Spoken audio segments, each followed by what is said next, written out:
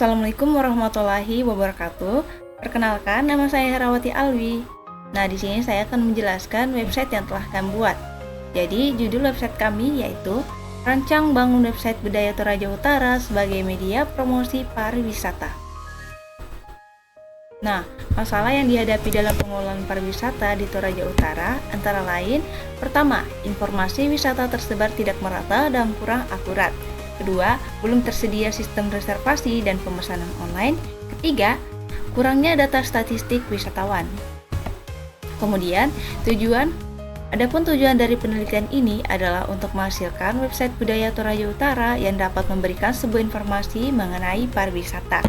Nah, manfaatnya yaitu untuk membantu masyarakat mengetahui tentang adat dan budaya yang ada di Toraja Utara. Kedua, memberikan pemahaman kepada masyarakat bahwa masih banyak suku yang ada di Indonesia yang belum banyak diketahui oleh masyarakat umum. 3.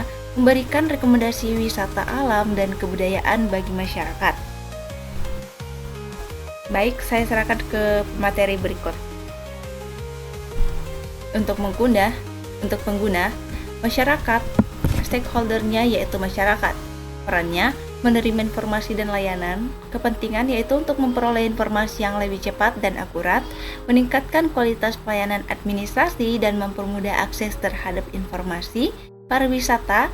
Nah, untuk peneliti atau pengembang, berperan sebagai perancang dan pembuat aplikasi, berkepentingan untuk memenuhi tugas akhir menambah wawasan dalam pengembangan aplikasi dan memberikan kontribusi pada pengembangan teknologi informasi pariwisata. Nah, untuk komunitas seni dan budaya lokal, yaitu berperan sebagai pelaku seni pertunjukan, seni rupa, kerajinan tangan, dan tradisi lisan. Nah, penyediaan atraksi budaya yang autentik dan menarik bagi wisatawan, berkepentingan untuk mendapatkan pengakuan dan apresiasi atas karya seni dan budaya mereka. Kemudian, fitur-fitur yang ada di website kami yaitu fitur akses halaman atau formulir. Nah, yaitu ada fitur home memungkinkan pengguna untuk mengakses dan melihat halaman utama sistem. Kemudian ada sejarah, yaitu memungkinkan pengguna untuk mengakses dan melihat informasi terkait sejarah. Ada fitur kegiatan, yaitu untuk memungkinkan pengguna untuk mengakses dan melihat informasi mengenai kegiatan. Ada from atau fitur budaya, memungkinkan pengguna untuk mengakses dan melihat informasi. Ada fitur wisata, memungkinkan pengguna untuk mengakses dan melihat informasi. Fitur galeri, untuk mengakses dan melihat galeri media atau gambar dan video. Ada fitur komentar, memungkinkan pengguna untuk mengakses halaman atau fungsionalitas terkait komentar. Ada kontak, fitur kontak, memungkinkan pengguna untuk mengakses halaman atau formulir kontak untuk berkomunikasi. Kemudian ada fitur pengelolaan atau mengelola. Yang pertama, mengelola ini adalah fitur abstrak yang menunjukkan adanya fungsi untuk mengelola data atau konten di berbagai bagian sistem terkait dengan form home. Ini bisa berarti pengolahan konten pada halaman utama. Ada pengelola terhubung ke budaya.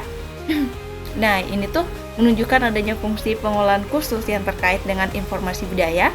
Kemudian mengelola atau terhubung ke komentar, menunjukkan adanya fungsi yang berinteraksi dengan fitur komentar seperti modernisasi atau manajemen komentar.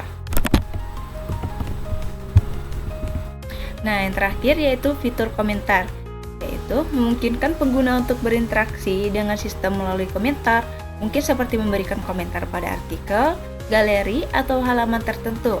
Fitur pengelola lain dapat include atau memerlukan fitur ini. Baiklah, Assalamualaikum warahmatullahi wabarakatuh. Perkenalkan, nama saya Yuni Astuti dengan NIM 2204411545. Saya sebagai ketua di kelompok ini. Baiklah, langsung saja di sini saya menjelaskan bagian nomor 4 dan 5 yang dimana yang akan saya jelaskan yaitu arsitektur sistem dan teknologi yang digunakan dengan menampilkan demo aplikasi. Nah, arsitektur sistem dan teknologi yang digunakan. Jelaskan arsitektur aplikasi, frontend, backend, database, dan API, dan sertakan diagram sistem atau flowchart alur layanan. Yang pertama ada forend. Forend adalah bagian aplikasi yang berinteraksi langsung dengan pengguna atau user interface. Dalam web ini, perancangan interface dijelaskan secara detail. Teknologi spesifik seperti kerangka kerja JavaScript, misalnya React, Vue, Angular, tidak disebutkan secara eksplisit, namun dapat diasumsikan bahwa front-end dibangun menggunakan teknologi web standar seperti HTML, CSS, dan JavaScript untuk menyajikan tampilan dan interaktif halaman-halaman utama yang merupakan bagian dari front-end user interface yang meliputi. Di sini ada halaman home, halaman sejarah, halaman kegiatan, halaman budaya, halaman pariwisata, halaman tambahan dokumentasi, halaman komentar, halaman tambah komentar, halaman kontak, dan halaman galeri. Dan yang kedua ada backend. Backend adalah bagian aplikasi yang berjalan di sisi server dan bertanggung jawab untuk logika bisnis, manajemen data, serta berinteraksi dengan database. Meskipun skripsi atau perancangan ini tidak secara langsung menyebutkan backend, namun proses seperti manajemen data, autentikasi, login admin, dan fungsional lain tidak ditangani oleh browser merupakan bagian dari backend. Berdasarkan konteks pengembangan web dinamis dan pengelolaan database, backend kemungkinan besar dikembangkan menggunakan bahasa pemrograman server-side seperti PHP. Nah, di sini saya menggunakan teori karena di sini saya ingin teman-teman bisa mengetahui juga di saat teman-teman melihat gambar saya sendiri. Gitu, baiklah langsung saja. Mengingat tren pengembangan web di Indonesia untuk aplikasi berbasis akademik pada periode tersebut, dan di sini kita menggunakan kerangka kerja yang seperti framework seperti CodeIgniter atau Laravel. Yang ketiga itu ada database. Database adalah tempat penyimpanan data aplikasi. Perancangan web ini secara jelas merancang dan menjelaskan database menggunakan sistem manajemen database atau DBMS, menggunakan MySQL untuk aplikasi web berbasis PHP. Perancangan database melalui ERD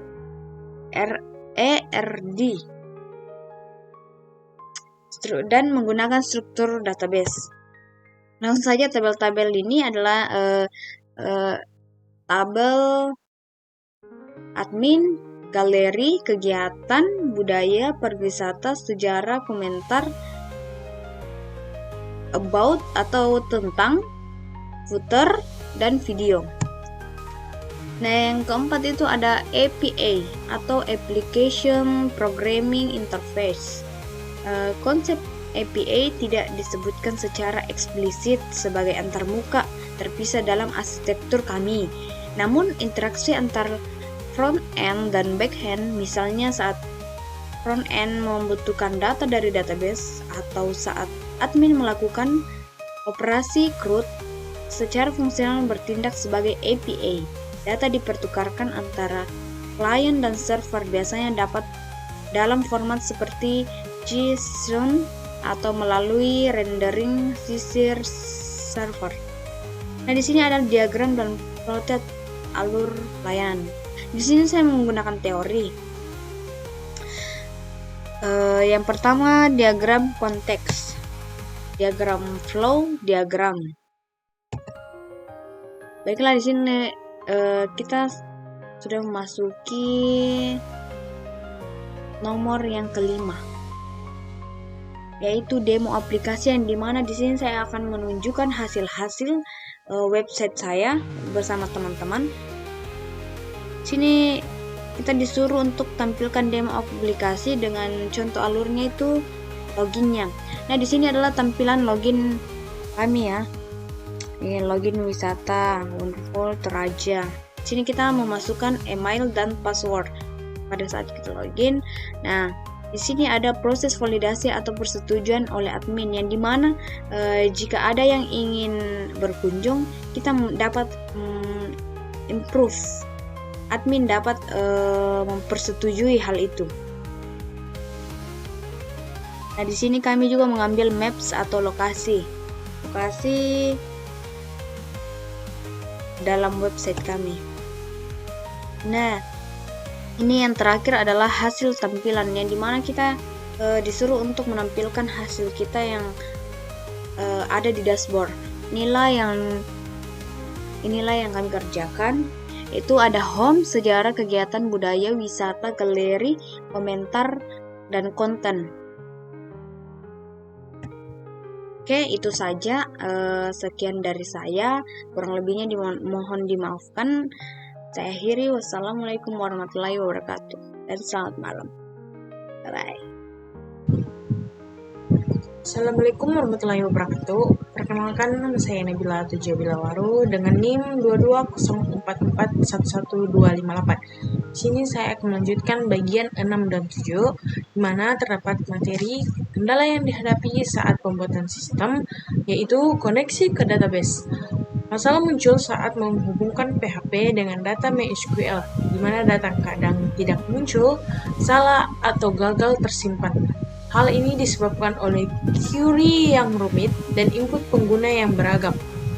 Pengembang harus memeriksa struktur database, memperbaiki SQL, dan memastikan validasi data berjalan dengan baik. Selanjutnya ada saran dan pengembangan lanjutan untuk sistem rancangan bangun website Budaya Toraja Utara sebagai media promosi pariwisata.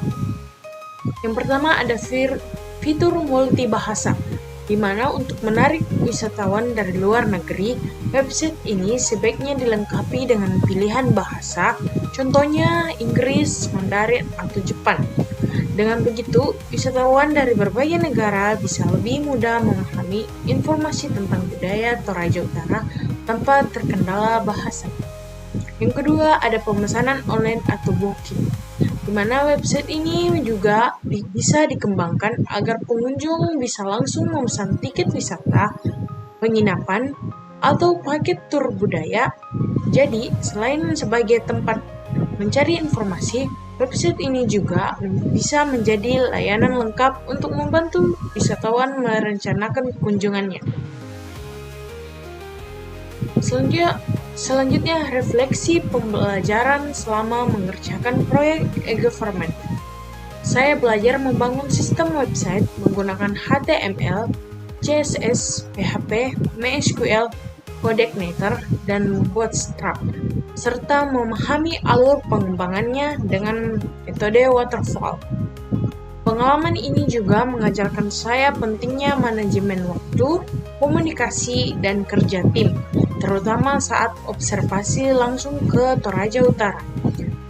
Proyek ini membuka wawasan saya tentang bagaimana teknologi bisa digunakan untuk mempromosikan dan melestarikan budaya, serta membentuk saya menjadi pribadi yang lebih peduli dan terampil dalam bidang e-government.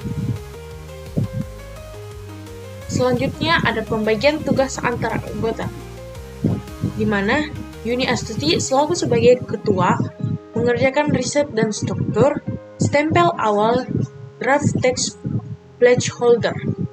Yang kedua, Herawati Alwi selaku anggota pertama mengerjakan wireframe dan make-up sederhana, konsep visual awal, dan UI awal. Selanjutnya ada saya, yaitu Nabila Tujabilawaru sebagai anggota kedua mengerjakan identifikasi fitur dan fungsionalitas, alur pengguna awal, dan pertimbangan teknisi awal.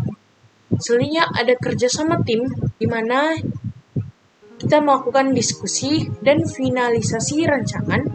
Yang kedua ada brainstorming, dan ketiga ada revisi bersama. Sekian dari saya, terima kasih.